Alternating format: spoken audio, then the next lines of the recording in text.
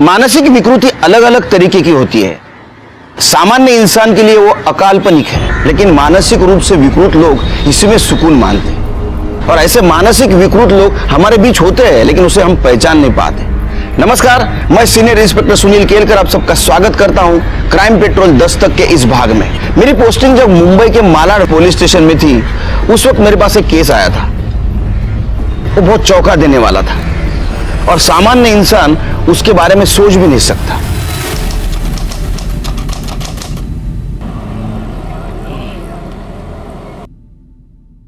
आई के लिए काढ़ा बना रहा हूं। उनकी तबीयत ठीक नहीं है ना? अरे जयेश भी ना बार बार फोन किया जा रहा है। तूने आई से बात की?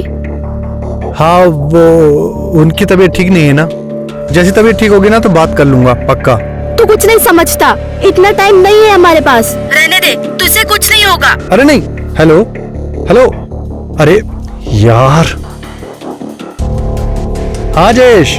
क्या यार, कब से फोन कर रहा हूँ, तेरा फोन बिजी आ रहा है। जयेश, आई की तबीयत बहुत खराब है, उनके लिए काढ़ा बना रहा हूँ। मैं बाद में बात करूंगा तुमसे, ठीक है? ठीक है। आई बस 2 मिनट में तेरा काढ़ा तैयार है।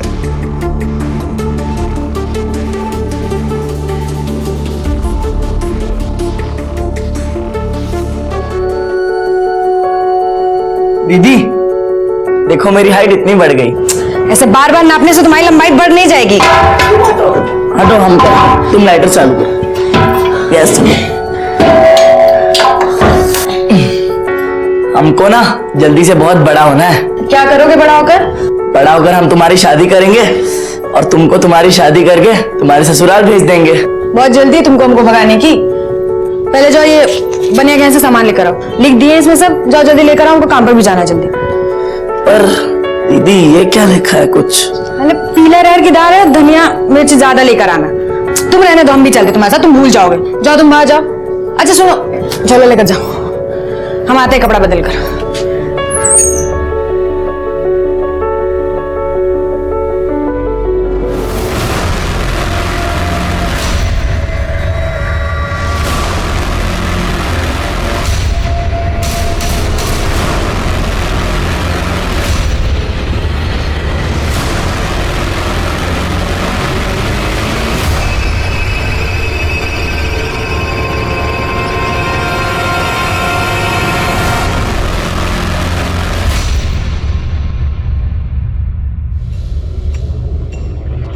झाड़ू मार के अंदर आ जल्दी। कैसी हो यतिन? ठीक हूँ, तुम कैसी हो? दीपक चल। हाँ दीदी।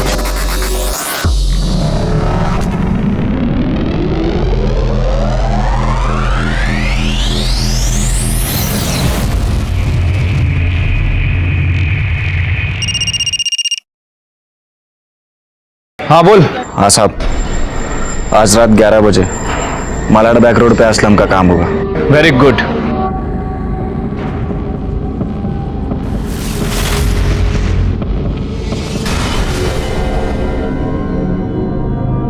क्या भाई, डर गया? कान के नीचे दूंगा एक। मैं किसी के बाप से नहीं डरता। अबे एड़े, भाई के दम पे तो अपन एरिया में शेर बने घिरते हैं, समझा क्या? चल चल, मस्का मत लगा। उधर से पैसे भी डाल इसमें। दीदी आज हम तुमको कुल्फी खिलाएंगे। और पैसे हम जीते ना कंचे में 20 रुपए लगाएंगे तुमको। एक बोले ना पैसे लगाकर नहीं खेलना है। खिलो, अगली बार से बताते हैं तुमको। भाई भाभी, देख के डालो प्याज।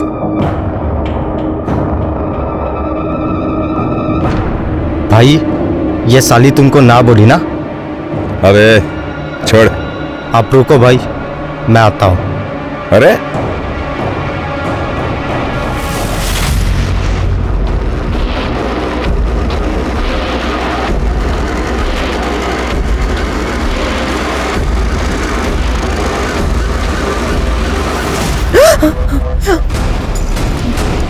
क्या किए हो तुम? क्यों? जवानी संभल नहीं रही है तुझ पे? तेरी तो दीपक, ये तेरी इतनी हिम्मत, मेरी बहन के साथ बदतमीजी करेगा? अरे पतिया, अरे पागल हो गया क्या तू? और तेरी हिम्मत कैसे हुई?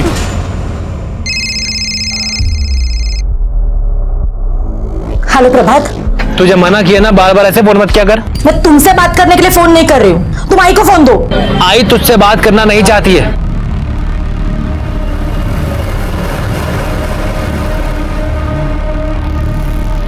अरे डरता हूँ तुझसे। मेरे पे हाथ उठाएगा तू? मेरे पे हाथ उठाएगा? मेरे को मारेगा तू? मेरे को मारेगा? बच्चे को क्यों मार रहे हो? बीच में नहीं आने का, समझा? चल। और तू साले निकल इधर से, बस मेरे सामने नहीं आने का, मैं तो गाड़ दूंगा। ए ले जा इसको, चल।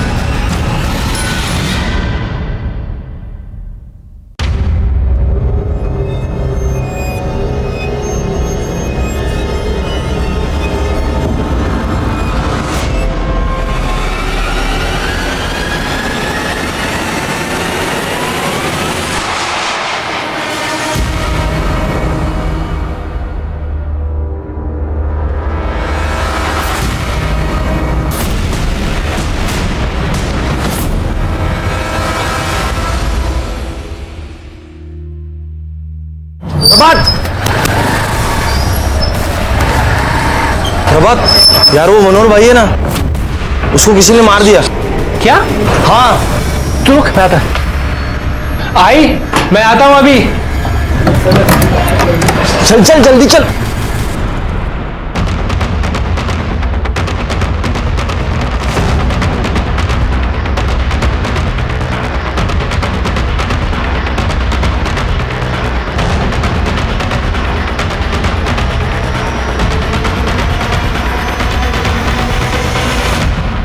आइए सर।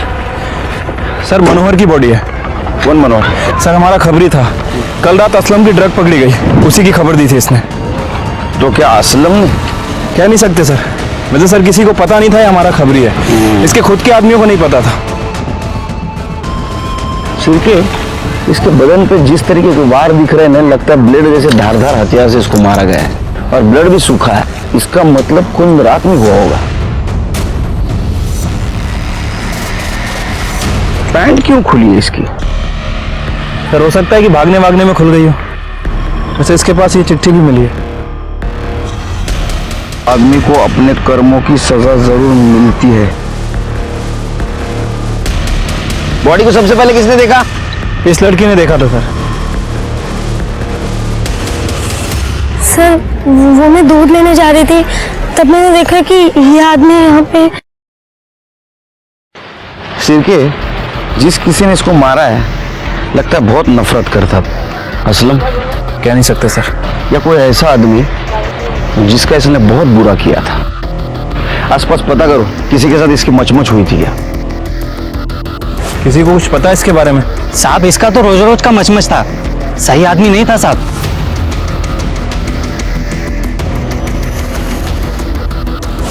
सर कोई कुछ बता नहीं रहा है, सब यही बोल रहे हैं कि काफी पंगा करता था लोगों से। सिर के मनोहर हमारा आदमी था। इसके कॉल डिटेल्स और मोबाइल लोकेशन निकालो, बॉडी को पीएम के लिए भेज दो। ठीक है सर।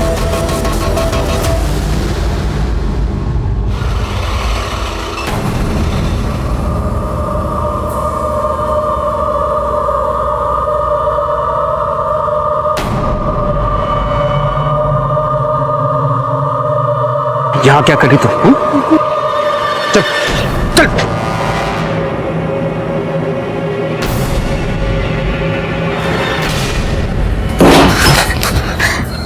क्या करी तू वहां पर? तू पुलिस से क्या बात करी थी? वो लाश मैंने ही देखी थी, और पुलिस को भी मैंने ही फोन किया था, तो उन लोगों ने बोला था मुझे वहां रुकने के। अच्छा, क्या हुआ? आप क्या हुआ? मतलब क्या?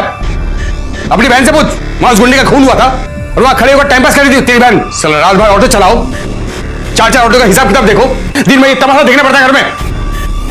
क्या खड़ी क्या है? जाकर नहा, इतनी देर तक मुर्दे के पास थी, जा। अच्छा उस साले के साथ ऐसे होना चाहिए था उसके साथ। ले, आ गया भाभी का घर।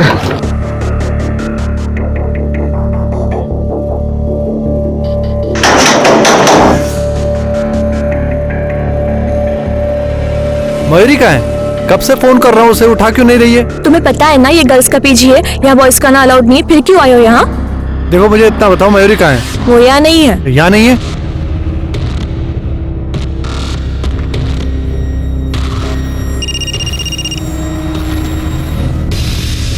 फोन की आवाज तो अंदर से आ रही है। मयूरी, मयूरी मुझे तुमसे बात करनी है। मुझे तुमसे कोई बात नहीं करनी, तुम जाओ यहाँ से। देखो बस 2 मिनट दे दो, तुमसे बहुत जरूरी बात करनी है, प्लीज प्लीज। मैं बाहर जा रही, तुम्हें जो बात करनी कर लो। मयूरी मैं प्यार करता हूँ तेरे से। अब इन बातों का कोई मतलब नहीं है। तुम अपने आई से बात नहीं करोगे और वहाँ मेरे बाबा सतारा में मेरा रिश्ता तय कर रहे हैं। तुम शादी नहीं करना चाहते हो मुझसे, इसीलिए हमेशा आई का बहाना बनाकर बस टाल देते हो। मयूरी तुम जानती हो ये बात सच नहीं है, मैं बहुत प्यार करता हूँ तुमसे।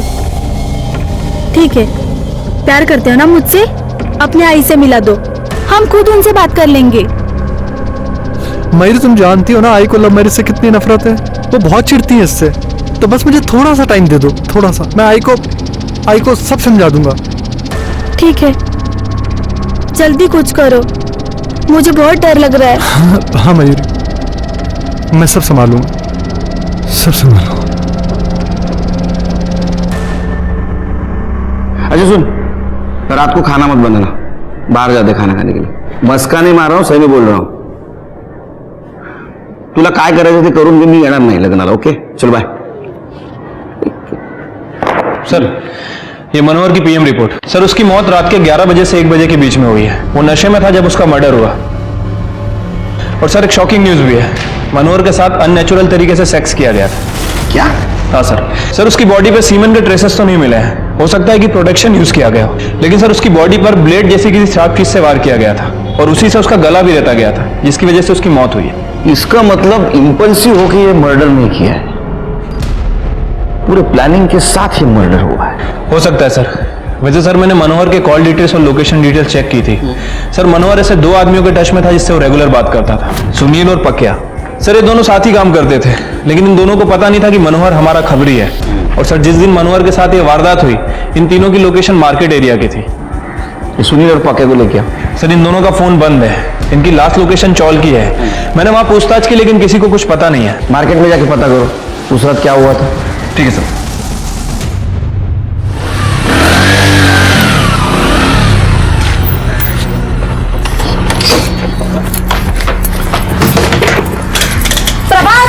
प्रभात दरवाजा खोलो। बोल दिया प्रभात, पहले पैसे दे। ताई तू क्या कर रही इधर? उतर नीचे। प्रभात मुझे आई से मिलना है। वो इसके साथ भागने से पहले सोचना चाहिए था। आई तेरी शक्ल भी देखना नहीं चाहती थी, तू निकल ऐसे। हाथ कैसे लगा तूने इसे? ये तेरी खुद की बीवी तो छोड़ के भाग गई, तुझे कुत्ते की तरह मेरी बहन के पीछे पड़ा हुआ था। भगाई लिया ना मेरी बहन को। तुम इससे बात करो, पति है ये मेरे। अरे मुझे तो बात ही नहीं करनी तुमसे, निकलो ऐसे। भाई क्या कर रहा है यार? मिले देने उसे आई से। मेरी आई से कोई नहीं मिलेगा, कोई भी नहीं। निकलो ऐसे, निकलो ऐसे, चलो। आई से मिलेंगे।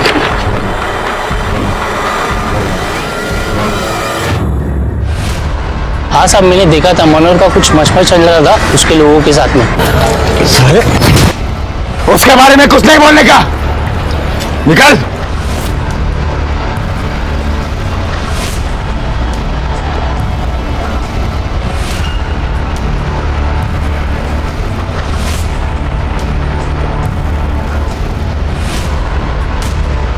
ये आगे सुंदर नगर में सुनील के भाई का गैरेज है, पक्या और सुनील दोनों वहीं पड़े रहते हैं।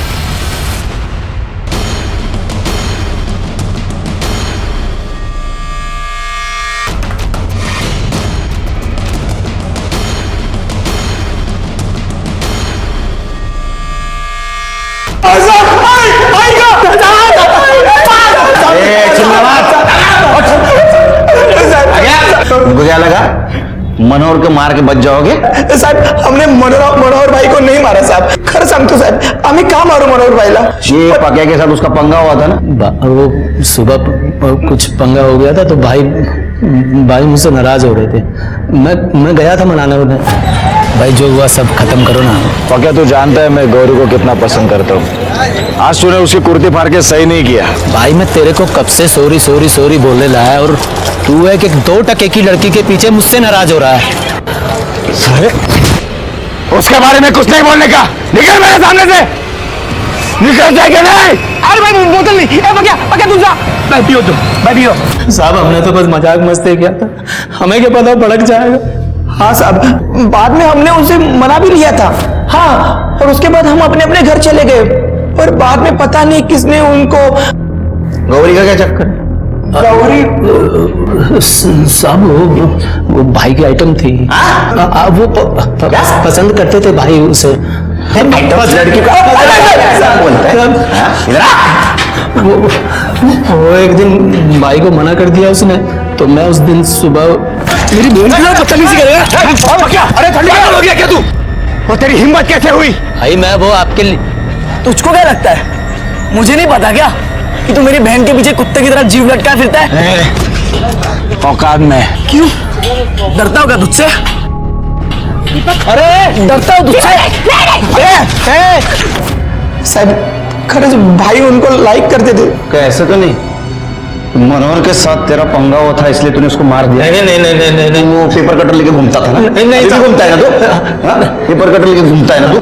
मेरा ये, लेकिन सब मेरे बड़े भाई जैसे थे, वो मैं उनकी मारूंगा साहब। शेर के कल सुबह गौरी और दीपक को बुला सर, और मुझे इनकी दर्दनाक चीखें सुननी है। लो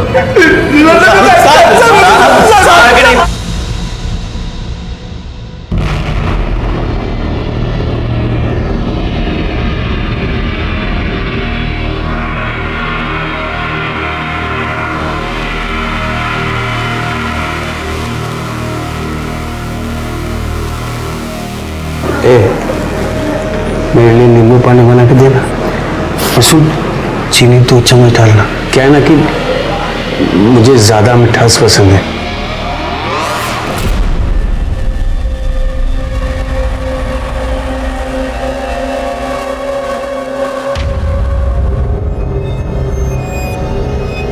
लो चाय पियो। 4 चम्मच शक्कर की चाय दिमाग की बत्ती जलाए। तुम्हारे माँ बाप का है? सर हमारा कोई नहीं है। बचपन में माँ गुजर गई थी और पापा के साथ 2 साल पहले बिहार से यहाँ आए हैं। दिमागी बुखार के कारण पापा का भी डेथ हो गया, तब से हम ही दोनों हैं। तो मनोहर के आदमियों ने तुम्हारे बहन के साथ पहले बदतमीजी की, बाद में तुम्हें मारा। गुस्सा तो बहुत आया होगा ना? गुस्सा तो आएगा ना सर, वो हमारे पीछे पड़ गया था। छोड़ो हमारा रास्ता। अरे हम प्यार करते हैं तुझसे। हम तुम्हारे जैसे गुड्डे के साथ कोई रिश्ता नहीं रखना चाहते। अरे तो शादी कर लो ना हमसे, सारे टेढ़े काम छोड़कर एकदम सीधे बन जाएंगे। छोड़ो। कहते हैं ना अच्छे वाले पति। हमें वो बिल्कुल पसंद नहीं था, तो ऊपर से वो घटिया हरकत करने लगा। तो मनोहर के आदमियों ने तुम्हारा कुर्ता ब्लेड से काटा, इसलिए तुम्हारे भाई ने उसका गला ब्लेड से काटा। नहीं सर, हमने कुछ नहीं किया। हमारे भाई ने कुछ नहीं किया है सर, हम सही कह रहे हैं, इसने कुछ भी नहीं किया। जाओ, शहर छोड़ के नहीं जाने का। आपने इन्हें जाने क्यों दिया सर? शिरके मनोहर के साथ पहले रेप किया गया, बाद में उसकी हत्या होगी। इस लड़के को देख के ये नहीं लगता कि ये ऐसा करेगा। फिर भी नजर रखो इन पे। असलम का क्या हुआ? सर खबरियों को काम पे लगा दिया, जल्दी पता चल जाएगा।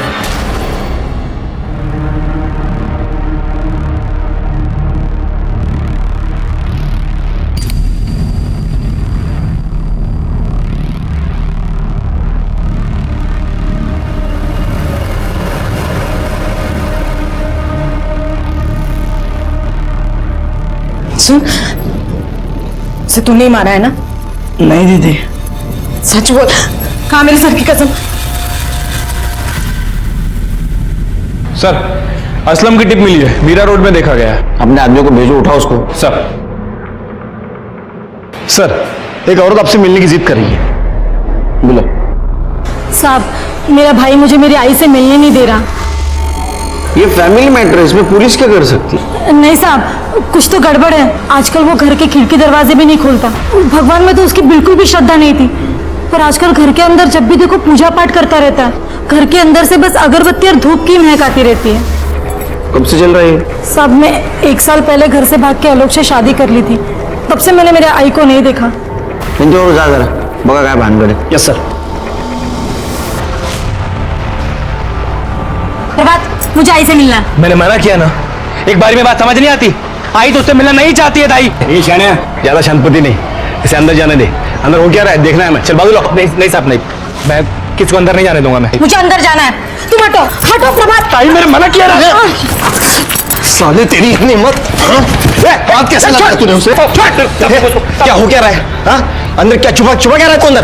नहीं साहब, नहीं साहब, मैं नहीं चाहता हूँ कि मेरी आई इसको देखे। ये मेरी आई को छोड़कर भाग गई थी, तब से मेरी आई की तबीयत बहुत खराब रहती है और ये आई से मिलना नहीं चाहती है। ये घर जाती है बस, इसका पति है ना चाबी भरता रहता है और ये आ जाती है बार-बार लड़ने के लिए। यही बात मैं तेरे आई के मुंह से सुनना चाहता हूँ। नहीं सब नहीं, मैं नहीं चाहता हूँ कि मेरी आई को कोई तकलीफ हो। आपको आई को देखना है ना, सर्च वारंट लेकर आइए और देख लीजिए आई को। सर, वो घर के अंदर जाने नहीं दे रहा है, कह रहा है कि सर्च वारंट लेके आओ। सर्च वारंट मांग रहा है? चल क्या, सर्च वारंट काढ़ा और पता करो घर में क्या चल रहा है। ठीक है सर।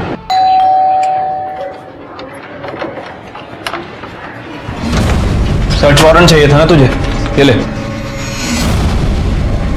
नहीं साहब, मैं आपको अंदर नहीं आने दूंगा। अब अगर अंदर आने से रोका ना, तुझे अंदर डाल दूंगा मैं। चला साहब। अरे हाँ साहब, कदम ऊपर देखो। सर बहुत धुआं है इधर, बहुत पूजा पाठ कर रहा है क्या आजकल?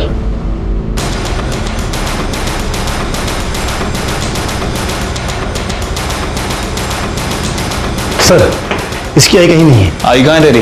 तीरथ पर गई है। तीरथ पे गई है? कल तक तो यही थी वो साहब आपने आने से पहले बताया नहीं ना, तो रोक लेता। दादा हीरो बन रहा है। हाँ, बहन को भी अंदर आने नहीं देता, पुलिस को भी अंदर आने नहीं देता, चल क्या रहा है? साहब मेरी आई नहीं चाहती कि मेरी ताई दोबारा इस घर में कभी पैर रखे, और पुलिस को ऐसे अंदर कौन आने देता है साहब? आई का नंबर दे तेरी, आसपास पूछो इसकी आई के बारे में। सर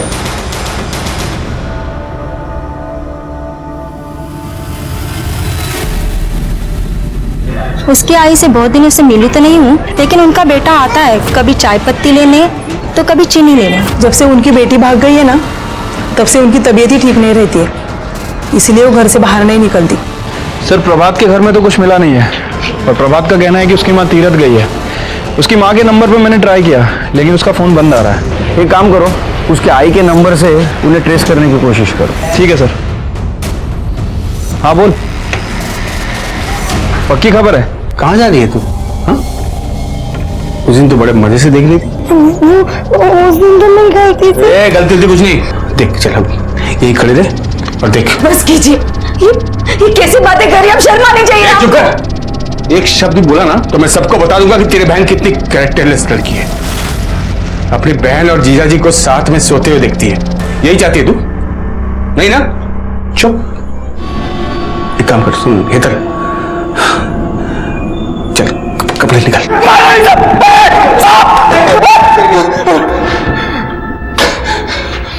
तेरा ड्रग वाला जहर तू स्कूल के बच्चों के रोगों में भरता है ना? मनोहर को भी तूने ही मारा है ना? मनोहर को मैं क्यों मारूंगा साहब? क्योंकि तेरे को पता चल गया था तेरी ड्रग वाली टिप उसने हमें दी है, इसलिए तूने उसको मारा।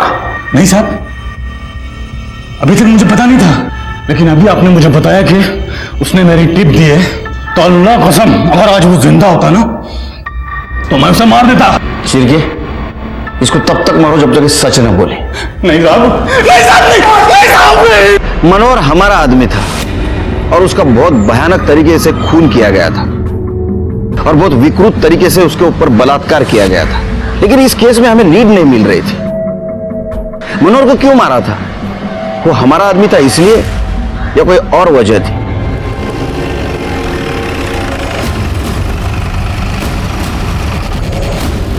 आइए सर। सर आपको याद है पुलिस स्टेशन में कपल आया था जिसे अपनी आई से मिलना था? वो किरण और आलोक। हाँ सर, ये आलोक की बॉडी है। शिरके, इसको तो बिल्कुल उसी तरह से मारा गया जैसा मनोहर को मारा था। कहीं इसके साथ भी रेप तो नहीं किया गया? हो सकता है सर।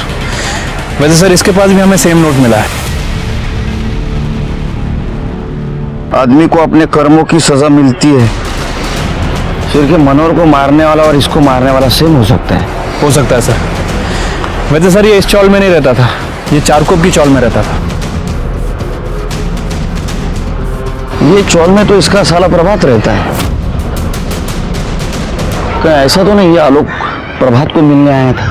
एक काम करो शिरके, यहाँ सीसीटीवी है क्या देखो, रहेगा तो उसका फुटेज निकलवाओ, इसके कॉल डिटेल्स और मोबाइल लोकेशन भी निकलवाओ, देखो ये दोनों मर्डर में कुछ सेम कड़ी तो नहीं। और एक काम करो, ये नोट और पहले वाली नोट, दोनों नोट न्यूज़पेपर के वर्ड्स को काट के बनाए गए हैं। इसको अपने एक्सपर्ट के पास भेजो और देखो ये कौन सा न्यूज़पेपर है, और इसके वाइफ को मॉर्ग में बुला। ठीक है सर।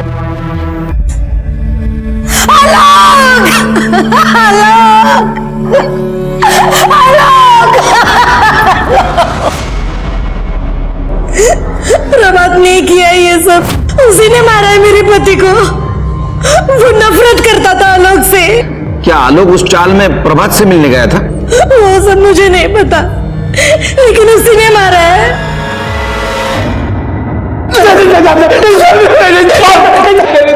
ए, चुप। आलोक को क्यों मारा बता? नहीं साहब, मैंने नहीं मारा साहब। तेरे चौल के पास था ना, तूने बुला था ना उसको? नहीं साहब, अपने आप ही आता रहता था सर बार बार। वो तेरे घर में हिस्सा मांग रहा था, तेरे बहन के साथ उसने शादी की थी भाग के जाके, इसलिए तूने गुस्से में आकर उसको मार दिया। नहीं साहब, मैंने नहीं मारा उसको साहब, वो बहुत ही घटिया आदमी था। मैं, मेरी किरण ताई और मेरी आई, अब तीनों बहुत खुशी से रह रहे थे साहब हमारे घर में। उसने मेरी किरण ताई को बहका कर उनसे शादी कर ली साहब। उसकी तो पहली बीवी तो छोड़कर भाग गई थी, इतना घटिया आदमी है वो। तेरी आई कहाँ है? तेरी आई का फोन बंद है, हम ट्रेस करने की कोशिश कर रहे थे और उस समय से बंद है जिसके एक दिन पहले पुलिस तेरे घर पे आई थी। ऑन नहीं हुआ है फोन। साहब मैं तो खुद बहुत परेशान हूँ साहब। मेरी किरण ताई जब से घर में पुलिस लेकर आई है ना, मेरी आई बहुत परेशान थी साहब। मेरी आई को शांति चाहिए थी, उन्हें तीर्थ पे जाना था साहब, वो तीर्थ पे चली गई, फोन बंद कर दिया। तब से लेकर अब तक मुझे फोन नहीं किया साहब, मुझे नहीं पता साहब। तो ऐसा तो नहीं कि तेरे आई ने किरण को कबूल किया था हिस्सा देने के लिए, इसलिए तूने गुस्से में आकर तेरे आई को मार दिया तूने, सच है क्या? नहीं साहब, मेरी आई नहीं मर सकती है साहब। नहीं नहीं नहीं साहब, मेरी आई नहीं मरेगी साहब, मेरी आई नहीं मरेगी साहब। नहीं नहीं, कहते झूठ है साहब। नहीं साहब, मेरी आई नहीं मरेगी साहब। शिरके, इसके कॉल डिटेल्स और फोन लोकेशन निकालो, देखो उस दिन ये आलोक के साथ था या नहीं। सब बहाने बना रहे, कोई रखने के लिए तैयार नहीं है। दीदी मुझे यहाँ नहीं रहना, मैं कुछ भी कर लूंगी, लेकिन मुझे यहाँ से जाने दीजिए। हितल तू कहाँ जाएगी? मैं गांव में बात करने की कोशिश कर रही हूँ हितल, कुछ ना कुछ कहीं ना कहीं कोई ना कोई जुगाड़ हो जाएगा।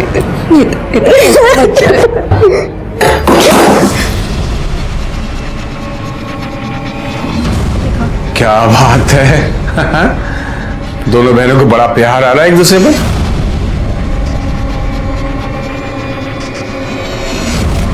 सियानी हो गई है ये, शादी की उम्र हो गई है बिल्कुल। हाँ, हितल के लिए लड़का ढूंढ रही हूँ। लड़का? क्यों? मैं हूं ना, मैं शादी करूंगा इससे और दोनों बहनों को साथ में रखूंगा, मजा आएगा।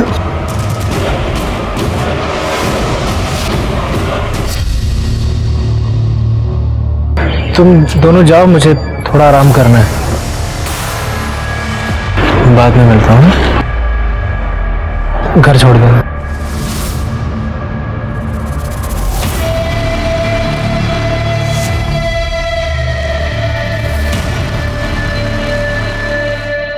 सर, आलोक की पीएम रिपोर्ट आ गई है। सर, रिपोर्ट के हिसाब से उसकी मौत रात के 11 बजे से 1 बजे के बीच में हुई है। बॉडी पे बहुत सारे स्लिट के निशान हैं। उसका गला भी रेता गया सर, और सर आलोक के साथ भी रेप किया गया था। ये काम किसी सीरियल किलर का लगता है शिरके। आसपास के पुलिस स्टेशन में पता करो, वहां ऐसा कुछ हुआ है क्या? ठीक है सर। सीसीटीवी फुटेज मिला? नहीं सर, उस एरिया में कोई सीसीटीवी कैमरा नहीं है। मैंने प्रभात के कॉल रिकॉर्ड भी चेक किए। प्रभात के फोन से ना तो आलोक को फोन किया गया था और ना ही आलोक के फोन से प्रभात को। प्रभात के फोन की लोकेशन भी उसके घर की ही थी। फिर भी मुझे प्रभात पर ही शक है। मुझे वो जरा अजीब किस्म का इंसान लगता है और उसके पास मोटिव भी है उसके जीजा को मारने का। लेकिन सर, प्रभात मनोहर को क्यों मारेगा? पता नहीं शिरके, लेकिन मुझे ऐसा लगता है कि हमारे नजरों से कुछ छूट रहा है।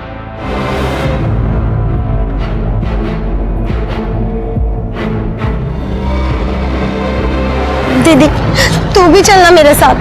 नहीं हितल, मैं नहीं आ सकती, तुझे पता है ना, मैं यहाँ सब कुछ संभाल लूंगी। हाँ दीदी अपना ध्यान रखना है।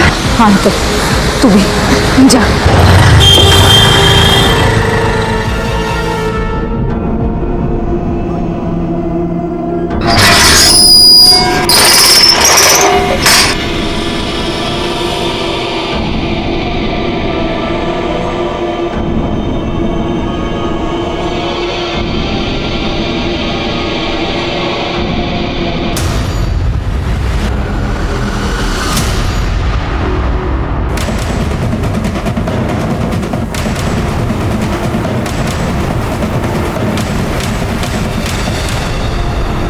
आदमी को अपने कर्म की सजा जरूर मिलती है।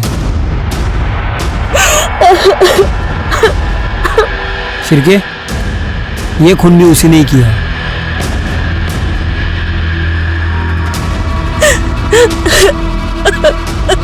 कैसे हुआ है? पता नहीं साहब, ये कल रात ऑटो लेकर बाहर गए थे और दोपहर में खाना खा के सो गए। फिर जब मैं जगाने आई तो देखा ये। किसकी ऑटो चलाते ये? साहब, हमारे खुद के 4-5 ऑटो है, उसमें से एक ऑटो ये भी चलाते हैं। कोई घर में घुस के खून करता है और आपको पता नहीं? आप कहाँ थी? मैं सो रही थी। बाजू में? नहीं, वो मेरा महीना चल रहा है और यहाँ मंदिर भी है, तो इस कमरे में नहीं, मैं दूसरे कमरे में सो रही थी। शिरके, आसपास पता करो इसके बारे में और ये भी पता करो कि इस घर में किसी ने किसी को आते जाते देखा था क्या? ठीक है सर। बहुत ज्यादा खिचखिच करता था साहब। घर में 3 ही लोग रहते हैं साहब, अनिल, उसकी बीबी किंजल और उसकी साली हेतल। हर वक्त वो गुस्सा करता था उनके ऊपर। और वो हेतल तो गौरी की दोस्त है। किसी को आते जाते देखा था घर में? नहीं साहब, लेकिन अनिल सही आदमी नहीं था। ये हेतल कहाँ है अभी? पता नहीं सर। सर, बाहर तो किसी ने भी अनजान आदमी को आते जाते नहीं देखा, लेकिन सर लोगों का कहना है कि ये आदमी बहुत गुस्से वाला था, अपनी बीबी और साली पर काफी गुस्सा करता था। हेतल नाम है इसकी साली का। हेतल? वो तो कहीं नहीं दिख रही है। आपकी कोई बहन भी है हेतल? जी साहब। कहाँ है वो? साहब, वो 2 दिन पहले ही अपने गांव चली गई। शिरके, बॉडी को पीएम के लिए भेज दो। ओके। शिरके, ये मार्क देख रहे हो? ये शायद अंदर वाले मंदिर का है और उसे अभी अभी शिफ्ट किया गया है। ये इसकी बीबी हमसे कुछ छिपा रही है। एक काम करो शिरके, आसपास कहीं सीसीटीवी है क्या देखो, उसका फुटेज कलेक्ट करवा। या तो ये काम उसी सीरियल किलर का है या तो उन किलिंग के आड़ में किसी ने कॉपी करके इसको मारा है। सर, अनिल की पीएम रिपोर्ट। सर, अनिल को भी मनोहर और आलोक की तरह ही मारा गया है। बॉडी पे बहुत सारे स्लिट्स के निशान हैं और सर उसका भी गला काटा गया है, लेकिन सर इसके साथ रेप नहीं किया गया। इसका मतलब सीरियल किलर का कोई कॉपीकैट करने की कोशिश कर रहा है। हो सकता है सर। वैसे सर मैंने उन तीनों चिट्ठियों को लैब में भेजा था। लैब वालों का कहना है कि वो तीनों एक ही पेपर की कटिंग है, जागृत दुनिया। पता करो किस किस के पास आता है पेपर। आओ सर, आपने इन दोनों पर नजर रखने को कहा था। ये दोनों तो भाग रहे थे। सर, हम भाग नहीं रहे थे, हम सिर्फ अपने गांव जा रहे थे। अब हम यहाँ नहीं रहना है। सच सच बताओ, मनोहर के खून के साथ तुम्हारा कुछ कनेक्शन है? सर, हमको कुछ नहीं पता। उस दिन जब हमारा झगड़ा मनोहर से हुआ तो क्या हो रहा है? कुर्ती फाड़ दी।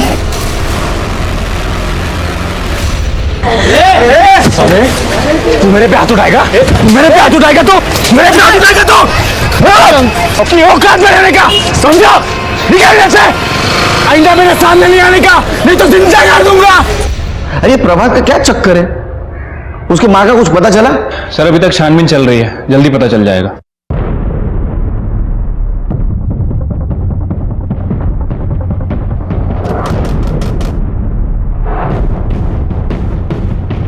क्या हो सब? हट। अरे हट सब, क्या हुआ? तलाशी लो पूरे घर की, एक एक कोना छान मारना। सब लिया तो था तलाशी में। चुप।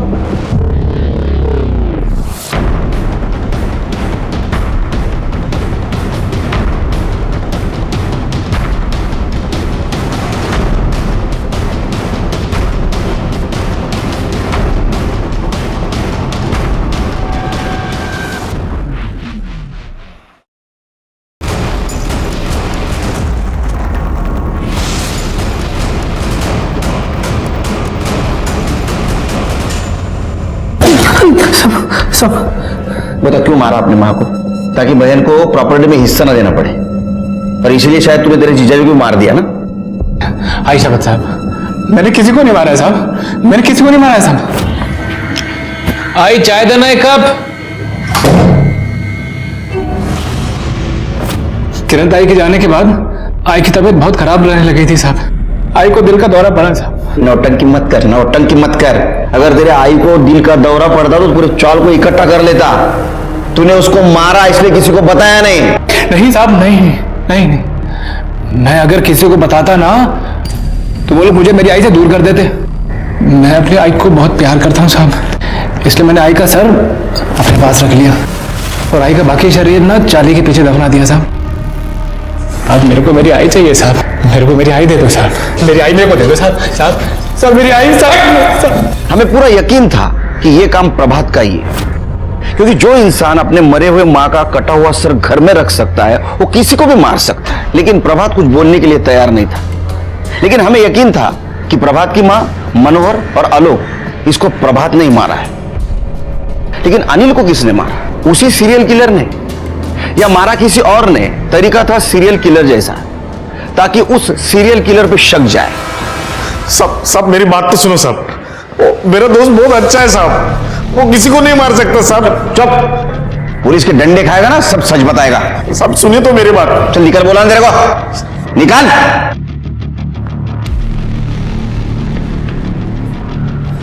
सर, ये किंजल के घर के बाहर का सीसीटीवी फुटेज है।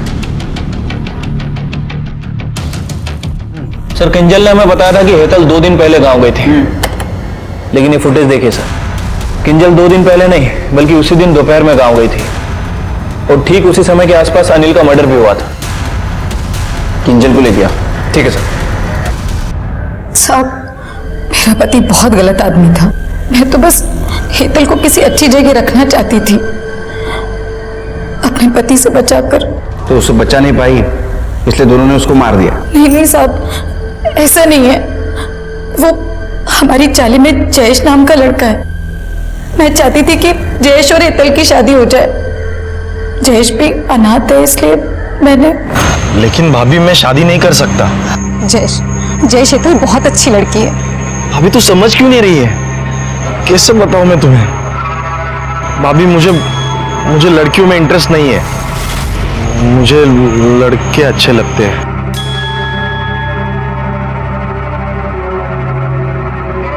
जयेश, तू फिर भी हेतल से शादी करके उसे अपने पास रख लेना। अरे कम से कम तेरे घर का काम वाम करेगी जयेश। और उसने बोला कि वो मेरी मदद भी करेगा। और मैं हेतल को छोड़कर घर वापस आई और घर पर आकर देखा तो मेरा पति मर चुका था।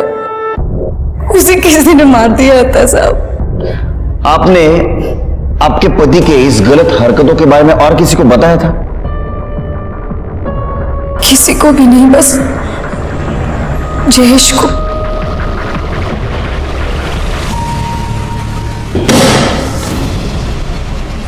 मैं वैसे भी खुद को पुलिस के हवाले करने वाला था। मैंने मनोहर, आलोक और किंजल के पति अनिल को मारा है। उन लोगों को जीने का कोई हक नहीं था। प्रभात मेरे भाई जैसा है, लेकिन उसकी माँ प्रभात की और मयूरी की शादी नहीं होने देना चाहती थी, इसलिए मैं उसको मिलने के लिए गया। अरे तू समझती क्यों नहीं? मुझे कुछ नहीं सुनना है। मैंने एक बार बोल दिया ना मतलब ना। तू मुझे बार बार मत समझाने को आना। लेकिन बात तो सुन मेरी, मैं क्या कह रहा हूँ सुन तो सही। मैं क्या कह रहा हूँ सुन तो सही। वो मुझसे बहुत प्यार करती थी। प्रभात तो मेरा भाई से भी बढ़कर है। अरे एक ही तो है वो जिसने इस अनाथ से इतना प्यार किया। इसीलिए उस मनोहर ने भरे बाजार में उस दीपक के चक्कर में प्रभात को मारा था, तो इसीलिए मैंने मनोहर को मार दिया। उसका जीजा ही सारे फसाद की जड़ था। मेरा भाई प्रभात बहुत रोया उसके वजह से, इसलिए मैंने उसे भी मार दिया। और किंजल ने मुझे उसके पति के बारे में सब बताया। मुझसे रहा नहीं गया साहब। ऐसे पापियों को जीने का कोई हक ही नहीं है। मार दिया मैंने उसको। तेरे किसने बोला रे इन सबको मारेगा तो महान कहलाएगा? हट्टा कहला। मनोहर, आलोक, अनिल और प्रभात की मां का खून जयेश ने किया। उसने कबूल किया, उसको सजा मिली। प्रभात की मां इतने दिनों से गायब थी, तो उसकी पूछताछ करने उसके घर कोई क्यों नहीं गया? हम एक समाज में रहते हैं, हम एक समाज का हिस्सा है, तो ऐसे में अड़ोस पड़ोसियों की जानकारी रखना बहुत जरूरी है। हो सकता है हमारे पड़ोसियों को हमारी मदद की जरूरत हो या हमें उनके मदद की जरूरत हो। देखते हैं हमारे आज के एपिसोड की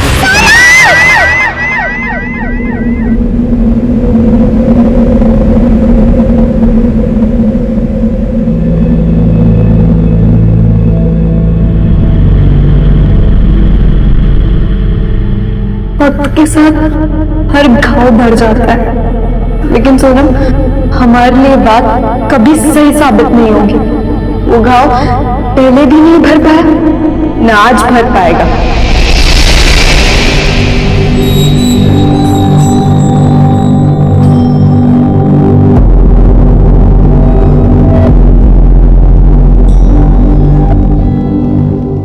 ए रुक, क्या हुआ?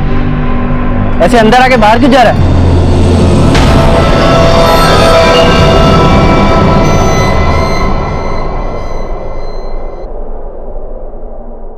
Happy birthday to you. Happy birthday dear Sonam. Happy birthday to you. देखा, मैंने तुम्हारा एक भी बर्थडे मिस नहीं किया। और अब इस बार का बर्थडे तो स्पेशल वाला बर्थडे है, क्योंकि अब हम एडल्ट हो गए हैं। We are 18 now. और अब हम अपनी लाइफ का डिसीजन खुद ले सकते हैं। और इसलिए सोनम, मैंने आज डिसाइड किया है कि मैं दुनिया को बता दूंगी कि तुम मिसिंग नहीं थी। तुम्हारा मर्डर हुआ था।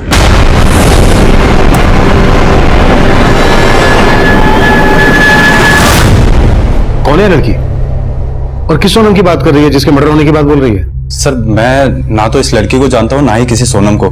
मुझे तो बस ये सीडी मिली थी इस लैपटॉप में जो कल ही सेकंड हैंड खरीदा था मैंने। कहाँ से खरीदा था? सर एक कबाड़ वाले से। एक्चुअली कल मैं इंद्रपुरम मार्केट में था और वहीं कबाड़ वाले के पास ये लैपटॉप देखा था मैंने। ये लीजिए सर, लैपटॉप का चार्जर नहीं था उसके पास, लेकिन कंडीशन देखकर ये लैपटॉप उस कबाड़ वाले से खरीद लिया मैंने। दरअसल मेरे पास घर में पुराने लैपटॉप का चार्जर पड़ा था जो इसमें लग गया सर। लैपटॉप बिल्कुल चालू कंडीशन में था, लेकिन उसकी सीडी ड्राइव में एक सीडी थी। सर जैसे ही सीडी प्ले की उसमें इस लड़की की फुटेज मिली। मुझे लगा कि आपको सब आके बता देना चाहिए। बिल्कुल सही किया तुमने। Confessions of murder. I know तुम मुझे ब्लेम करती हो कि मैंने अब तक ये सच छुपाए रखा, लेकिन तब ये बात किसी को बताना मेरे लिए बहुत मुश्किल था। मैं बहुत डरी हुई थी सोनम, लेकिन अब मैं तुम्हें इंसाफ दिलवाऊंगी।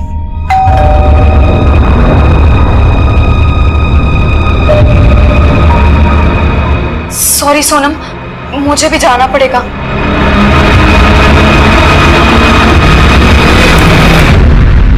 तरुण प्लीज थोड़ी देर बाहर वेट करो। या श्योर सर। Thank you. क्या लगता है तुम लोगों को इस रिकॉर्डिंग में कुछ सच्चाई है? सर ऐसे देखने से तो ये लड़की नॉर्मल लग रही है, लेकिन जिस तरह से इसने कैमरे के सामने आके अपने सामने एक लड़की को एज्यूम किया है वो मुझे नॉर्मल नहीं लग रहा है। अभिषेक सर क्या पता ये लड़की ऐसे कैमरे के सामने आके किसी ड्रामे वगैरह की रिहर्सल कर रही हो। अभिषेक अगर ये लड़की वाकई में कोई ड्रामा कर रही थी तो परफॉर्मेंस बहुत रियल थी सर। हो सकता है ये सब रियल ही हो, क्योंकि जब डोरबेल बजी तो ये लड़की बाहर की तरफ गई और बाहर की तरफ से वापस आकर इसने सोनम को ही एड्रेस किया। सॉरी सोनम, मुझे भी जाना पड़ेगा। ये जो डोरबेल वाला पार्ट है मुझे बिल्कुल ड्रामा नहीं लग रहा है। हमें इस लड़की और इसकी दोस्त सोनम के बारे में सच्चाई पता करनी होगी, क्योंकि अगर इसमें सच्चाई है तो मामला मर्डर का बनता है।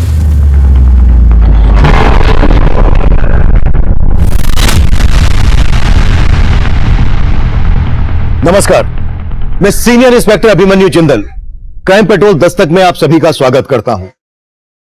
आज जो केस मैं आप लोगों के सामने रखने जा रहा हूं, ये केस जब हमारे पास आया तब हमें इस बात का बिल्कुल भी अंदाजा नहीं था कि ये वाकई में कोई मर्डर केस है या फिर ये हमारा वक्त जाया करने वाला है। लेकिन हम हमारी जिम्मेदारी निभाना चाहते थे। हमारी सबसे बड़ी मुश्किल ये थी कि हमें उस लड़की के बारे में कुछ भी पता नहीं था जो सीडी की फुटेज में किसी सोनम नाम की लड़की के मर्डर होने का दावा कर रही थी, और वो किस सोनम की बात कर रही थी हम ये भी नहीं जानते थे। उस लैपटॉप का आईपी एड्रेस पता करने के बाद भी हमें कुछ हासिल नहीं हुआ और ना ही उस लैपटॉप पर कोई बारकोड था जिससे हम उस लैपटॉप के ओरिजिनल बायर तक पहुंच पाते।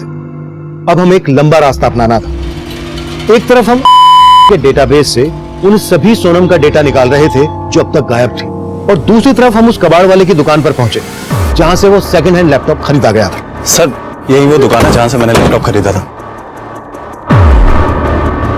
हाँ साहब, ये लैपटॉप मैंने इनको बेचा था, लेकिन बात क्या है साहब? ये लैपटॉप जो तुमने इनको बेचा, इस लैपटॉप में हमें ये सीडी मिली थी।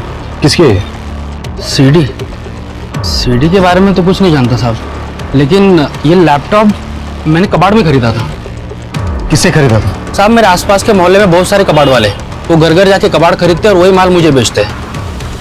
ऐसे कितने लोग हैं जो तुम्हें ये रद्दी कबाड़ का सामान बेचते हैं? यही कोई 10-12 से ज्यादा होंगे साहब। मैं उन लोग से बात करके आपको बताता हूँ कि ये लैपटॉप मेरे पास कौन लेके आया और कहाँ से लेके आया। इस लैपटॉप में हमें सीडी मिली। हो सकता है इस लैपटॉप के साथ किसी ने सीडी भी बेची हो सकता है साहब। ऐसी पुरानी सीडीज में मैं खरीदता हूँ साहब, और ऐसी बहुत सारी सीडीज मेरे पास कबाड़ में भी है, चाहे तो आपको दिखा देता हूँ।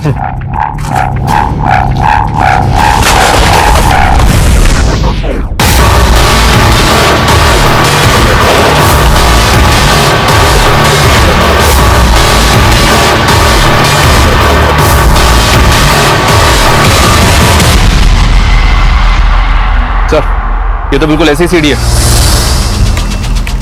कन्फेशंस ऑफ मर्डर 2 बिल्कुल सेम सीडी है। मनीष, मुझे जल्द से जल्द वो रद्दी कबाड़ वाला चाहिए जिसने ये लैपटॉप और सीडीज को बेचा। Okay sir. अरे देखो ऐसी कोई और भी सीडी मिलती है क्या? सर यहाँ तो इतनी सारी मिसिंग सोनम है, हमें कौन सी सोनम चाहिए? शुक्र है ये सब तो मालूम नहीं। फिलहाल एक काम करो, जितनी भी मिसिंग सोनम है सबके रिकॉर्ड निकालो। सर ये सोनम का चक्कर ना मुझे बड़ा घन चक्कर लग रहा है। आपको याद है जब नोटबंदी हुई थी तब भी एक सोनम ऐसी फेमस हुई थी, वो सोनम जो बेवफा थी, जिसका नाम सबकी जुबान पे था, लेकिन वो कौन है किसी को मालूम ही नहीं था। सर कहिए वही सोनम तो नहीं? शुक्ला। Sorry sir.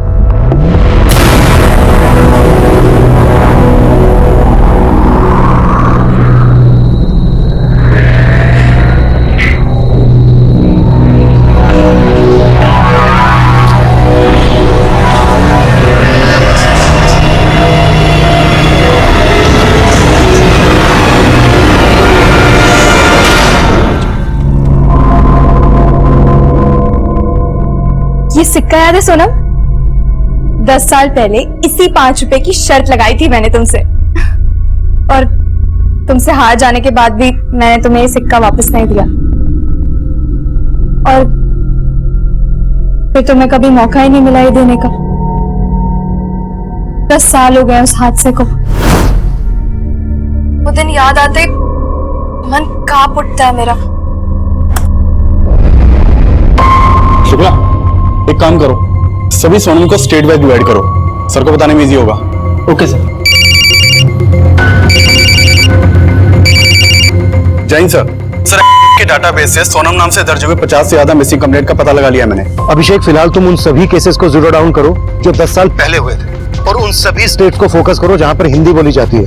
इस वीडियो वाली लड़की के एक्सेंट से लग रहा है कि ये लड़की और इसकी दोस्त सोनम ये नॉर्थ इंडिया के रहने वाले हैं। ठीक है सर।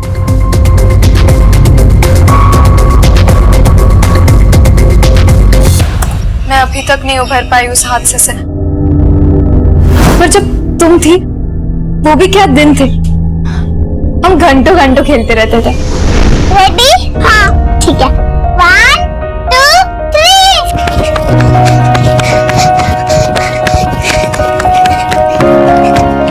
ये मैं जीत गई ये।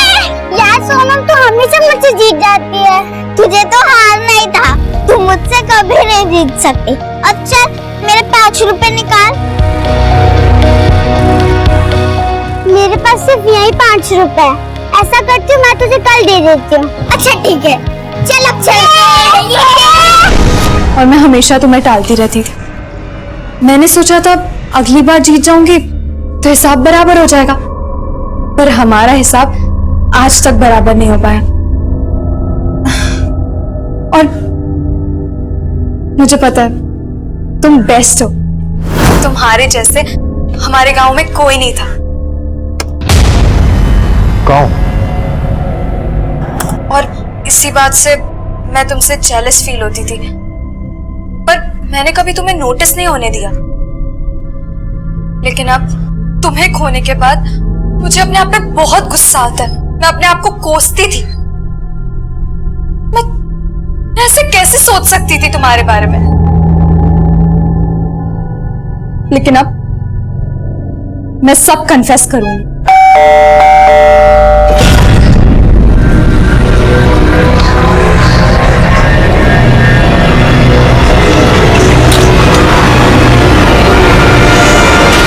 अरे दीदी, आप फिल्म बना रहे हो मेरा? अरे नहीं नहीं, तुम आओ ना अंदर, मुझे ना चाय बना के दे दो।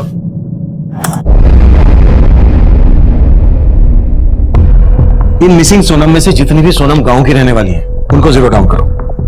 उस लड़की ने सोनम का 18th बर्थडे सेलिब्रेट किया था।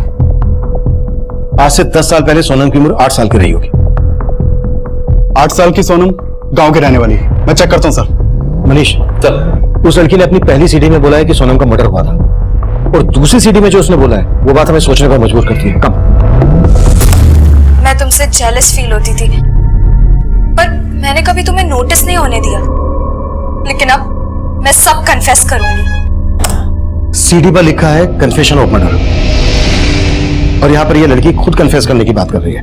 मतलब सर, आप कहना चाहते हैं कहीं इसी लड़की ने सोनम को? यस। इस वीडियो में इस लड़की की उम्र 17-18 साल से ज्यादा की नहीं लग रही है। मतलब जब सोनम मिसिंग हुई तो ये लड़की लगभग 7-8 साल की रही है। लेकिन सोचने वाली बात यह है कि इस उम्र में हमें इस लड़की को अच्छे से समझना होगा। मनीष, वो दूसरे कबाड़ी वाले का पता चला जिसने वो लैपटॉप उस कबाड़ी की दुकान पर बेचा था? जी हाँ सर, उसका पता चल गया। शामू से लेकर आ रहे हैं। गुड, आते ही मेरे पास भेजो सर।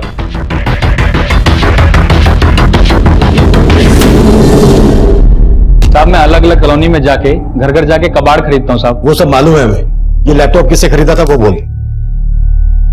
ये ले साहब, ये तो मुझे याद नहीं, बहुत दिन हो गए साहब।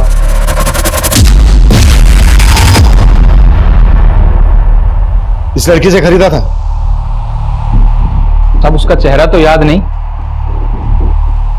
लेकिन हाँ साहब, अब ये लैपटॉप मुझे किसी औरत ने ही बेचा था साहब। हाँ रखो, इधर रखो। कबाड़ है। हाँ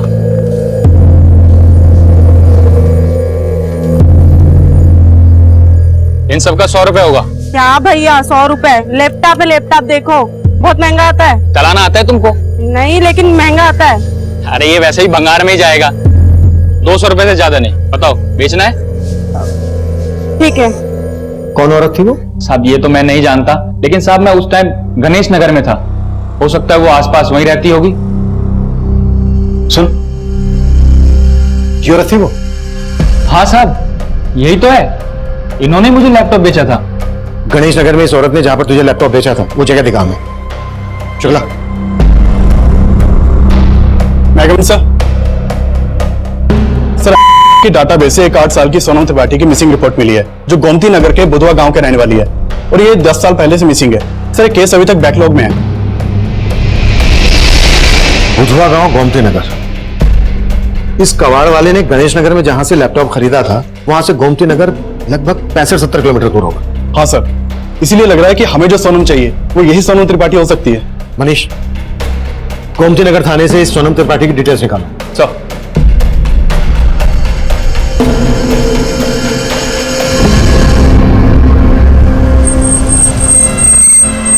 हाँ साहब यही जगह थी।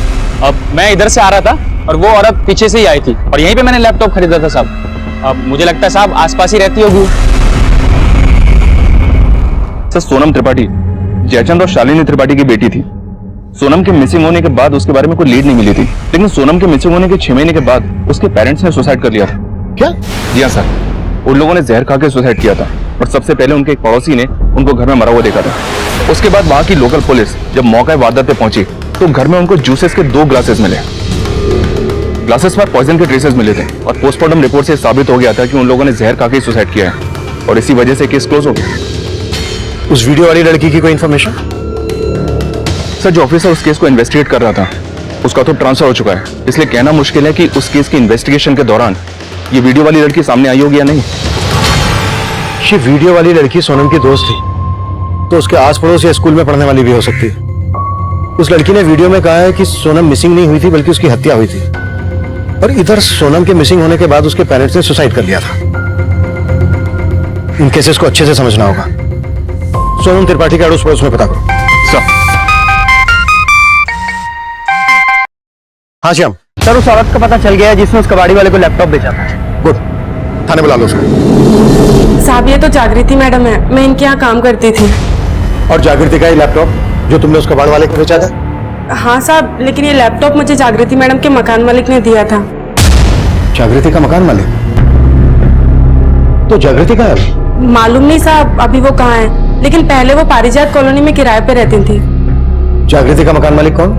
नाम क्या उसका? अब मुकेश वर्मा। जागृति का ये लैपटॉप उसके मकान मालिक के पास कैसे आया जो उसने तुम्हें दिया? साहब वो 3 महीने पहले अचानक से जागृति मैडम कहीं चली गई थी। कहाँ चली गई? मालूम नहीं साहब, लेकिन वो अपना सारा सामान मुकेश भाई के घर पे ही छोड़ के चली गई थी और मकान का किराया भी नहीं दिया था। और साहब मेरी तनख्वाह भी बाकी थी, इसीलिए मुकेश भाई ने ये लैपटॉप मुझे दे दिया। साहब हाँ बुलाया था, कोई काम है क्या? हाँ सुन, ये जो भी जागृति का सामान है ले जा। मैं? हाँ। जागृति मैडम के बारे में कुछ पता चला क्या? अरे उसके बारे में मालूम चलता तो उसका सामान तुम्हें क्यों देता? उसकी तरफ से तुम्हारी तनख्वाह बाकी है ना। हाँ। तो जो भी तुम्हारे काम लगे तुम ले लो, बाकी सब फेंक दो। साहब उनके सामान में ये लैपटॉप और बहुत सारी सीडी थी जो मैंने कबाड़ में बेच दी थी। कमाल है तुम और तुम्हारा मुकेश भाई। और कौन कौन रहता था जागृति के साथ? साहब वो अकेली ही रहती थी। उनको देख के कभी लगा नहीं था साहब कि मेरा पगार दिए बिना गायब हो जाएंगी। बहुत सीधी सादी थी साहब, और बाकी लोग जैसे चिक-चिक भी नहीं करती थी।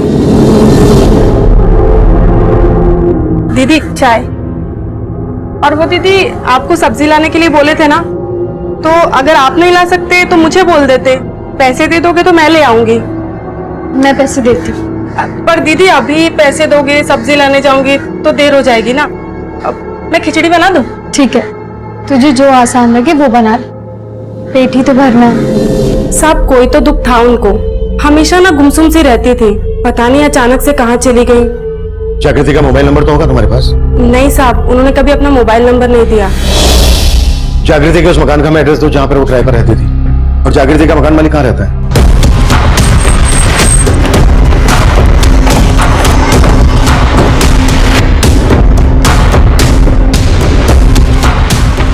नमस्ते साहब। यहाँ सोनम रहती थी, उसके बारे में क्या जानते हो तुम?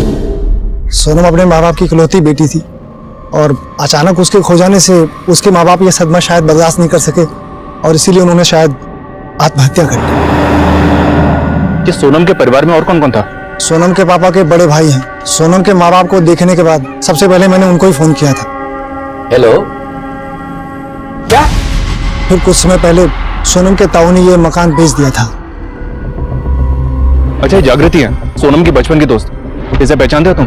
नहीं साहब, मुझे नहीं याद आ रहा और ये तो बड़ी हो गई है साहब, मैं कैसे पहचानूंगा? अच्छा ये सोनम के ताऊ कहाँ रहते हैं? साहब वो वैशाली में रहते। सर मुझे सच में नहीं पता कि जागृति अचानक से कहाँ गायब हो गई थी, और मुझे ये भी नहीं मालूम कि जागृति इस घर में अकेली रहने वाली थी, जबकि ये घर मैंने जागृति और उसके भाई को दोनों को किराए पे दिया था। जागृति का भाई? हाँ सर, लेकिन जब भी मैं किराया लेने आता था मैंने उस लड़के को कभी देखा नहीं है। अंकल ये लीजिए आप करें। Thank you. आपको चाय वगैरह लेंगे? नहीं नहीं थैंक यू। आपका भाई नजर नहीं आ रहा? अच्छा वो गौतम, वो बाहर गया हुआ है। नाम क्या है जागृति के भाई का? बताया तो गौतम था सर, लेकिन पता नहीं असली या नकली। मतलब ये कि एकदम चालू किस्म का लड़का था सर। इस घर का एग्रीमेंट उसी के नाम पर था, लेकिन जो भी डिटेल्स उसने दिया वो सारी फेक निकली। फेक? हाँ सर। सर उन दोनों को देखकर कभी लगा नहीं कि दोनों ऐसे निकलेंगे। अंकल घर तो काफी अच्छा लगा हमें, लेकिन किराया थोड़ा ज्यादा बोल रहा। अरे बेटा पसंद है तो थोड़ा कम ज्यादा कर लेंगे, उसमें कौन सी बड़ी बात है। वैसे तुम दोनों हो कहाँ से? अजमेर से। अजमेर? हाँ। तो यहाँ फिर गाजियाबाद में कैसे? वो एक्चुअली हम दोनों भाई बहन का यहाँ KMT कॉलेज में एडमिशन हुआ है, तो वो इसी चक्कर में।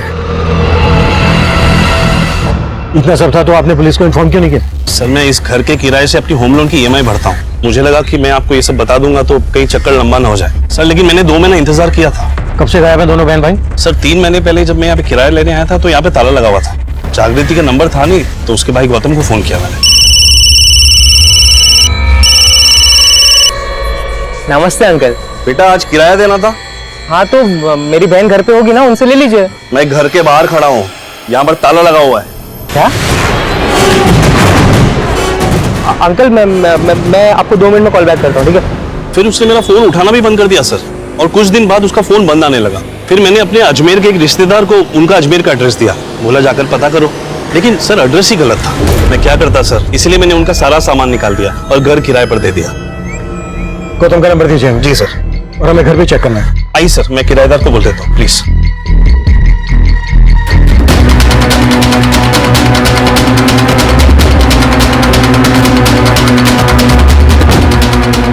अभिषेक,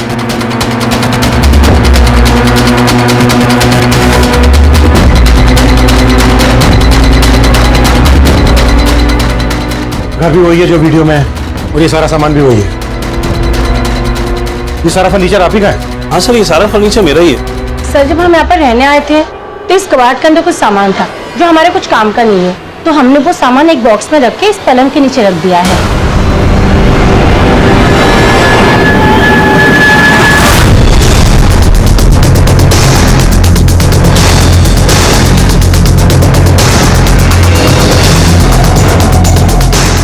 सर ये देखिए, कन्फेशन ऑफ मर्डर। सर ये देखिए, और भी है। Confession of murder 3, 4, 5, 6 4 CD. एक सीडी मिली लैपटॉप में, दूसरी सीडी मिली कबाड़ी के पास, और वैसी ही 4 सीडी है। लेकिन सर, जागृति और उसके भाई का फेक एड्रेस देके यहाँ रहने का मामला कोई समझ नहीं आ रहा है। मकान मालिक मुकेश और मेड सविता के बारे में सब कुछ पता करो। हो सकता है ये लोग बहुत कुछ जानते हो, लेकिन ये लोग बता नहीं रहे हो। मुकेश ने बताया था कि जागृति और गौतम ने केएमटी कॉलेज में एडमिशन लिया था। केएमटी कॉलेज से भी इनके बारे में पता करो। सर,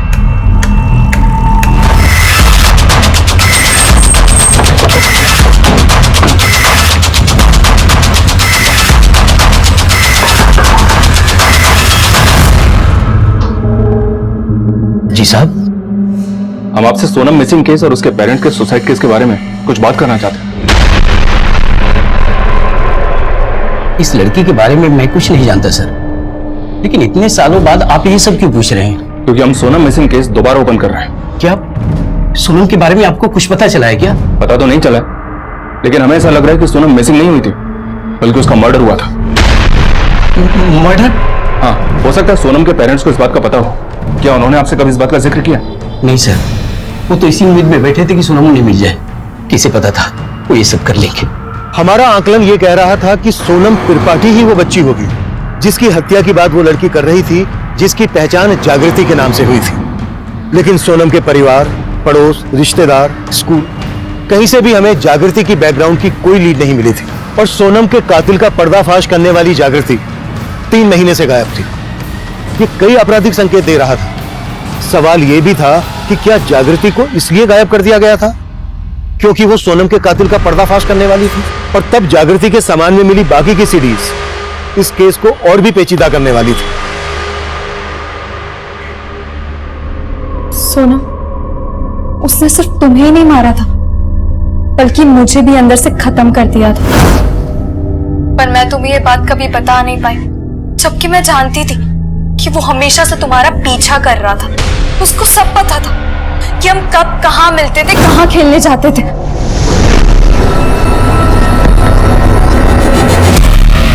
लेकिन उस दिन मैंने तुम्हें वहां अकेला छोड़ दिया। काश मैं तुम्हारे साथ कुछ देर और रुकती। जैसे ही मैं गई थी वो आ गया था और तुम्हें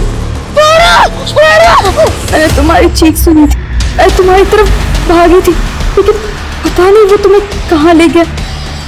पर मैं तुम्हें ढूंढती रही, फिर मैंने देखा वो तुम्हारा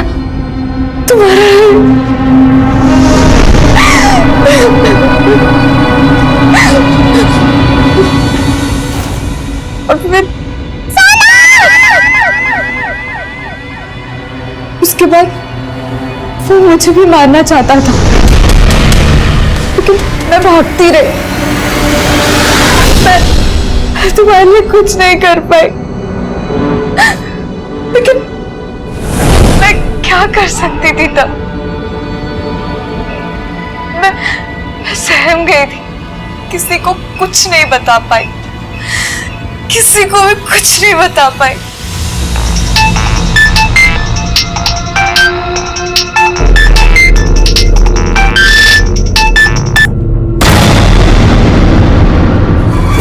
मिट सविता और मकान मालिक मुकेश ने कहा था कि जागृति के पास कोई मोबाइल फोन नहीं था, लेकिन इस वीडियो में तो इसके पास मोबाइल फोन दिख रहा है। Right sir. जागृति ने अपने वीडियो में बोला है कि कोई आदमी उनका पीछा करता था और उसने सोनम का रेप और मर्डर किया, जो जागृति ने सब कुछ विटनेस किया।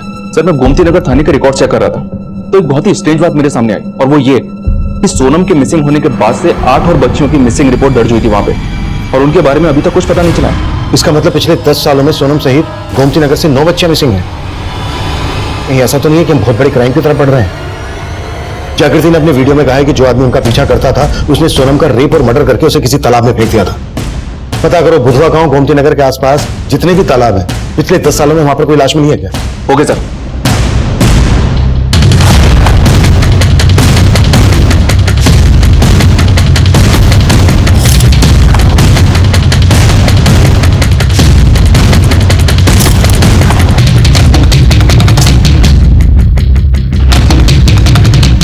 Sir yes coming.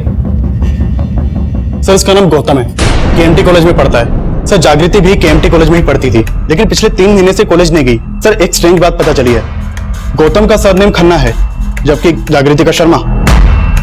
ये गौतम जागृति का भाई कैसे हो सकता है? सर, गौतम तो कॉलेज आ रहा है लेकिन जागृति कॉलेज नहीं आ रही है। सर, कॉलेज से जागृति के पेरेंट्स के बारे में पता चला था, मैंने उन्हें फोन भी किया था। हेलो, आप जागृति के फादर बात कर रहे हैं? जी बोल रहा हूँ। आप कौन?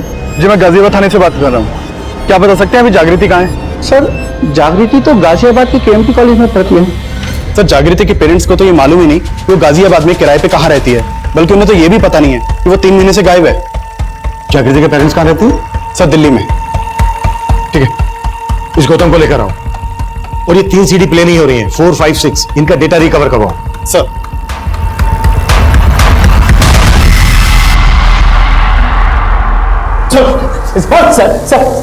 सर, मैं मानता हूँ कि मैं जागृति का भाई नहीं हूँ, पर सर मैंने वो मकान जागृति के लिए ही लिया था।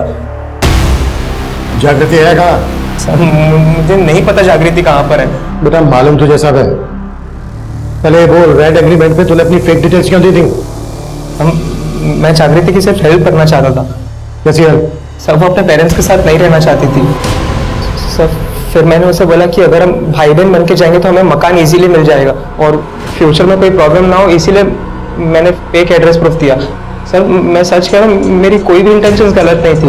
लेकिन जागृति अपने पेरेंट्स के साथ क्यों नहीं रहना चाहती थी? क्योंकि वो उसके सौतेले माँ बाप थे सर। सौतेले माँ बाप? हाँ सर, जब जागृति 9 साल की थी तो उन्होंने उसे ममता ऑर्फनेज से अडॉप्ट किया, लेकिन जागृति की उससे बनती नहीं थी सर। उसे जब भी रेंट और पैसों की जरूरत पड़ती थी तभी वो अपने सौतेले माँ बाप को कांटेक्ट करती थी। मुझे तो खुद ही समझ में नहीं आ रहा है कि वो एकदम से गायब कहाँ हो गए।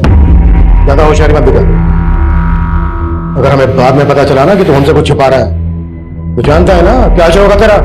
सर, मैं सच कह रहा हूँ, मुझे नहीं पता, मैं नहीं जानता कि जागृति कहाँ है। जागृति का मोबाइल नंबर तो होगा तेरे पास? हाँ सर, है वो मेरे फोन में जो आपके पास है।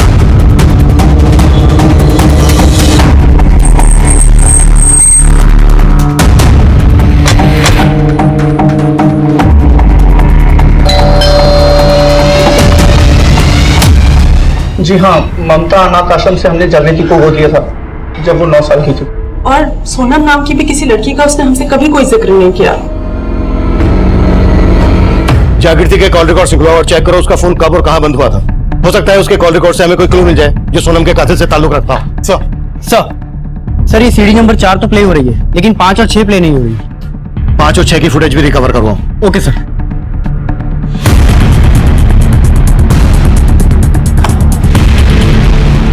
सोनम, तुम्हारे कितने सपने थे, तुम बहुत पढ़ना चाहती थी, तुम यूएसए यूके जैसे बड़े बड़े देशों में घूमना चाहती थी, लेकिन बड़े बड़े देशों का एग्जाम्पल देके तुम सलीम अंकल के बारे में बातें करती थी, जिनकी जॉब दुबई में लगी थी और वो तुम्हें चॉकलेट्स देते थे।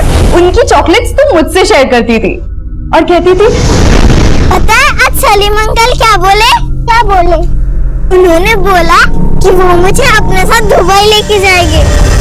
मैं तभी से तुम्हें खोने से डरती थी, लेकिन मुझे क्या पता था फिर तुम मुझसे इतनी दूर चली जाओगी।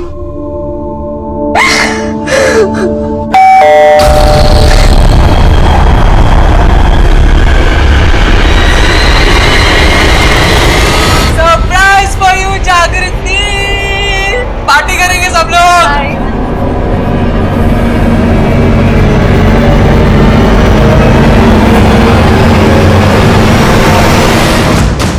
सलीम? हाँ साहब, एक सलीम कुरैशी, उसका परिवार इसी गांव में रहता था। उसका सोनम के घर में भी आना जाना था। सोनम क्या, सलीम सभी बच्चों से बहुत प्यार करता था। ये सलीम कुरैशी और उसका परिवार अब कहाँ है? साहब वो सलीम की दुबई में नौकरी लग गई थी, तो पहले तो ऐसे साल में आना जाना लगा रहता था, लेकिन कुछ समय बाद वो अपने पूरे परिवार के साथ हमेशा के लिए दुबई चला गया। दुबई चले गए? कब शिफ्ट हुए? सोनम के माँ बाप की मौत के कुछ महीनों बाद। सीडी की इस फुटेज में जागृति की बातों से लगता है कि सोनम का रेप और मर्डर करने वाला आदमी सोनम और जागृति दोनों को जानता था। कहीं वो सलीम कुरैशी तो नहीं है?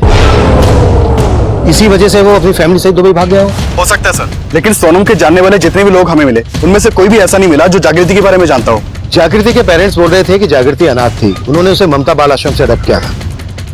फिर जागृति सोनम की दोस्त कैसे और कहां बनी होगी?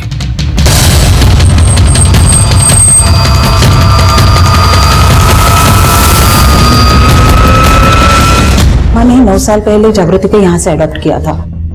ये जागृति अनाथालय में आई कब थी? सर एडॉप्शन के करीब 1 साल पहले उसे कोई अनाथालय के बाहर छोड़ गया था।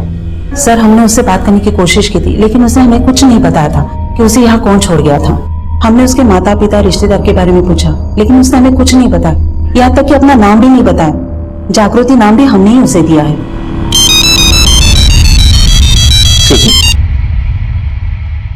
Hello, what?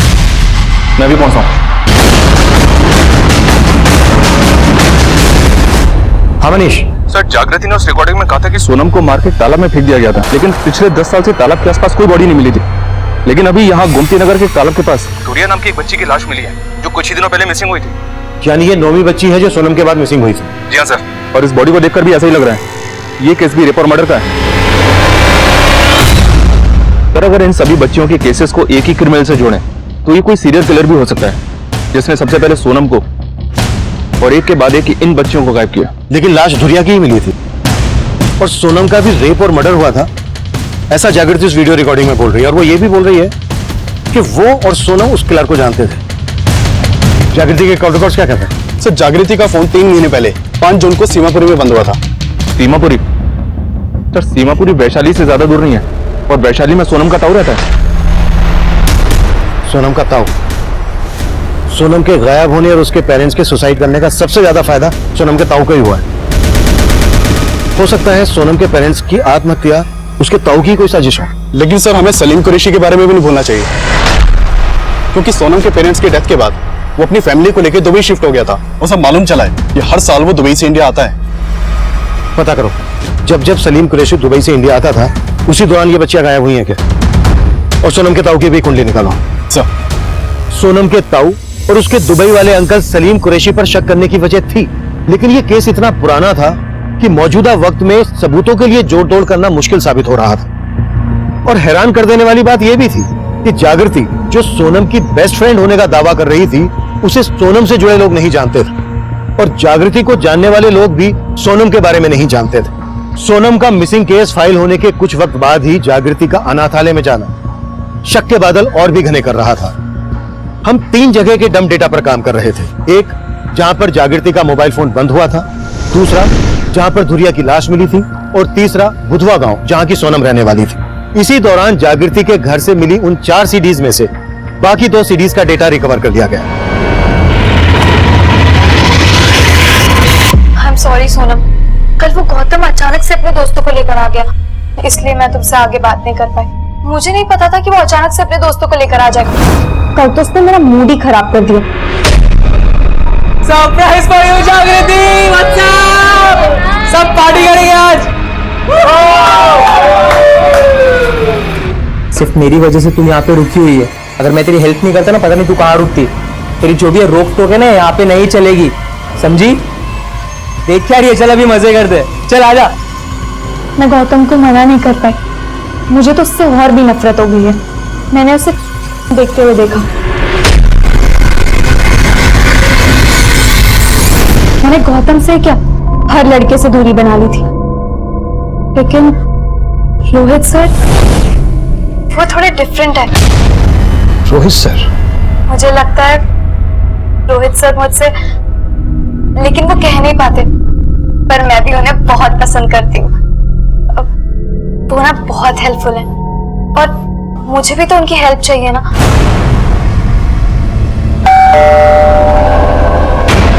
लगता है वो आ गए सोनम। मैं ना तुम्हें अपडेट करती रहूंगी, ठीक है? बाय।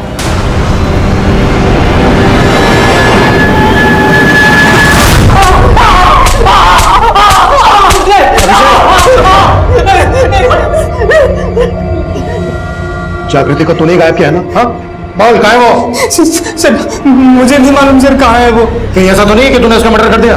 नहीं सर, मैंने कुछ नहीं किया सर, सच कह रहा हूँ सर, वो पक्का। जागृति ने तुझे देखते हुए पकड़ा था, है ना? गौतम, हाँ? देखते हो शर्म नहीं आती है? क्या है इसमें? सब लोग देखते हैं, नॉर्मल है। It's a crime. मैं तुम्हारे बारे में पुलिस को बता दूंगी। देख जागृति, पुलिस को मत बताना। आई प्रॉमिस, मैं वापस नहीं देखूंगा। वो नहीं मानी इसलिए तूने उसको मार डाला? नहीं सर, मैंने जागृति को नहीं मारा सर, सच कह रहा हूँ मैं। अरे रोहित सर कौन है? कौन रोहित सर? मैं किसी को नहीं जानता सर, सच कह रहा हूँ मैं। सर जागृति के नंबर से जिस नंबर पे लास्ट कॉल हुआ था वो नंबर किसी रोहित सिंह के नाम पे रजिस्टर्ड है। मैंने चेक किया, इस रोहित का फोन अक्सर उसी एरिया में एक्टिव रहता था जहां जागृति गायब रहती थी।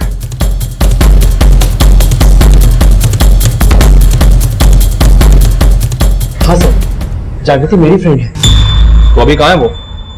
सर मुझे नहीं पता, हम दोनों की काफी समय से मुलाकात नहीं हुई। हमें पता चला है कि तू भी उसी ऑर्फनेज में था जहां पे जागृति थी, और अडॉप्शन के 9 साल बाद अचानक से जागृति की जिंदगी में कैसे आ गया तू? सर मैं जागृति को पहले से पसंद करता था। जब बड़ा हुआ तो मैंने अपने आप को अपने बल पर सेटल किया, एक अच्छी जॉब भी पाई। फिर मैंने सोचा कि मैं जागृति से दोबारा मिलता हूँ। सर मैंने पता लगा लिया था कि वो KMT कॉलेज में पढ़ाई कर रही है, और एक दिन जागृति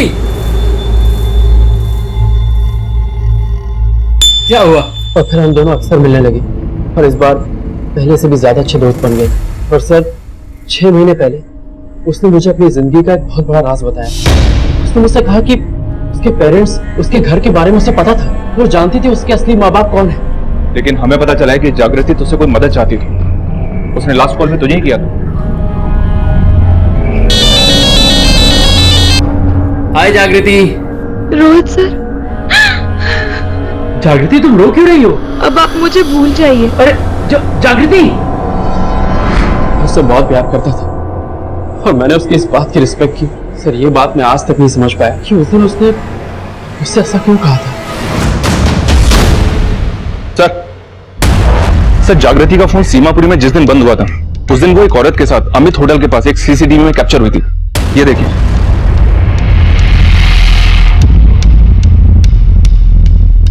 और सर सीमापुरी, सोनम का बुधवा गांव और वो तालाब जहां पे हमें धुरिया की लाश मिली थी, इन तीनों जगहों के डंप डेटा में एक कॉमन नंबर मिला है जो बुधवा गांव के एड्रेस पे रजिस्टर्ड है। किसका नंबर है? सर किसी भुवन कुमार के नाम पे रजिस्टर्ड है।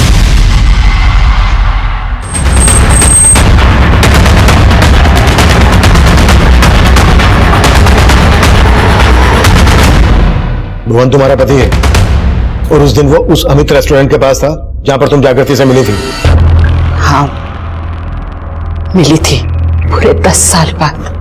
उस दिन मैं उसे आखिरी बार मिली थी। मैं ऐसी भागी औरत हूँ जिसने अपने बेटे को जीते जी अनाथ बना दिया। जागृति तुम्हारी बेटी है? जागृति नहीं, मेरी बेटी का नाम श्वेता है।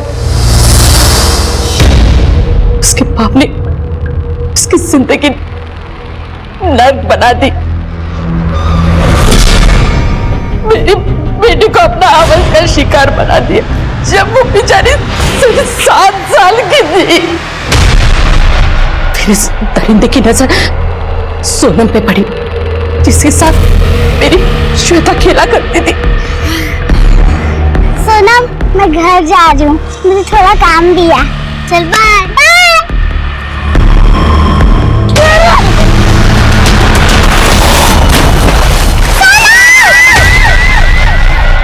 वो दौड़ती हुई मेरे पास आई और उसने मुझे सब कुछ बता दिया। पापा ने सोनम के साथ गंदा काम किया, फिर उसे मार के तालाब में फेंक दिया और मेरा पीछा करते हुए आ रहे हैं। मैंने अपनी श्वेता को उसके नजरों से बचाकर अनाथालय छोड़ दिया। मुझे लगा मैंने उसे बचा लिया, लेकिन मैं गलत थी। 3 महीने पहले अचानक से उसने मुझे फोन किया।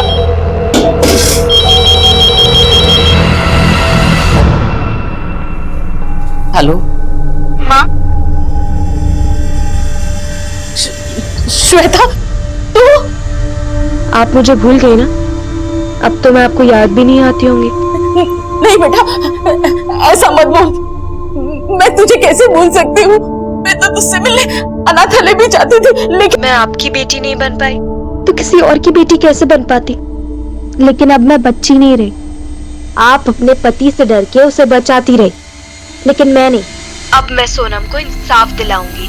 देख श्वेता, तू ऐसा कुछ नहीं करेगी। हाँ, मैं तुझे कह रही हूँ ना, तू ऐसा कुछ भी नहीं करेगी। तो तुमने अपने पति को बचाने के लिए उसे मना किया और उस दिन उस अमित रेस्टोरेंट के पास मिलने के लिए बुलाया। वो बिना मुझसे कुछ बोले वहां से चली गई और मुझे नहीं पता था कि मेरा पति वहीं पे था। उस दिन सरला को जब उसने फोन किया तो मैंने सरला को उससे बात करते हुए सुन लिया था, और अगले दिन जब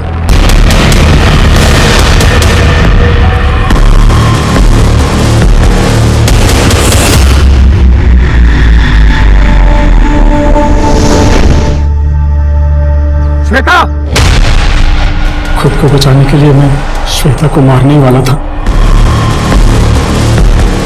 मुझसे पहले उसने